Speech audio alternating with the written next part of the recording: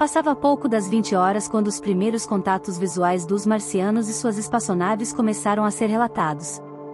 Era 30 de outubro de 1938, véspera do Halloween americano, e a invasão começou em uma pequena cidade do estado de New Jersey, chamada Grover S. Mill. Os boletins, em uma tensão crescente, eram constantemente atualizados pela rádio CBS e suas afiliadas em todo o território dos Estados Unidos. O locutor comunicou a aparição de cilindros metálicos iluminados. Repórteres passaram a entrevistar moradores que afirmavam ter visto extraterrestres pousando. Especialistas e autoridades deram depoimentos sobre as providências adotadas para conter a invasão. Por fim, os sons de gritos, desespero e destruição não deixavam dúvidas de que a batalha entre humanos e ETs tinha começado. 7.000 homens marcharam contra a máquina de guerra marciana e todos foram aniquilados.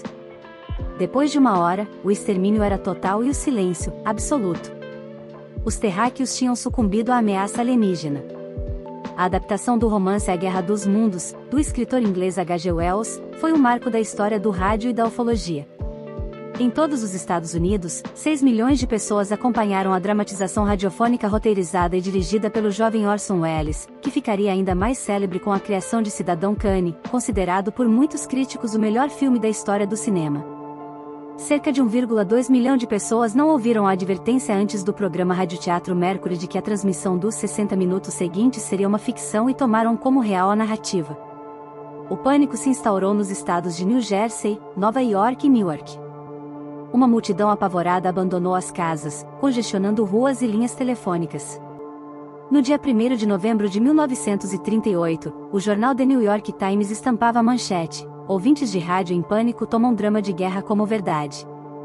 A histeria coletiva provocada por aquele experimento do talentoso Welles é, até hoje, um dos principais argumentos utilizados para explicar as razões de uma política que os ufólogos chamam de acobertamento.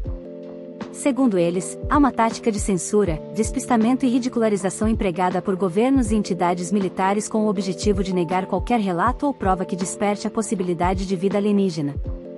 Se hoje aparecermos com uma foto nítida de um disco voador, eles vão dizer que é uma estrela cadente, uma pedra jogada no céu, ou a rena do nariz vermelho, qualquer coisa. Menos admitir que se trata de uma nave extraterrestre, repudia o ufólogo Emanuel Paranhos. Isso sem falar na destruição de reputações de pessoas idôneas para tirar o crédito dos relatos, completa. Nessa linha, o aviador baiano deu seu depoimento com condição de manter-se no anonimato, temendo represálias. Para os ufólogos, os procedimentos militares altamente sigilosos com relação a OVNIs e a uma possível vida em outros planetas foram moldados a partir do famoso caso Roswell. Em julho de 1947, centenas de testemunhas afirmaram ter visto a queda de um disco voador nas paisagens desérticas de Roswell, estado do Novo México, Estados Unidos. De acordo com a pesquisa e entrevistas contidas em livros como Incidente em Roswell, Charles Berlitz e William Moore, e Dossiê Roswell, Coronel Philip J. Corso, o exército americano chegou a divulgar release para a imprensa, informando a captura de uma nave e tripulantes extraterrestres.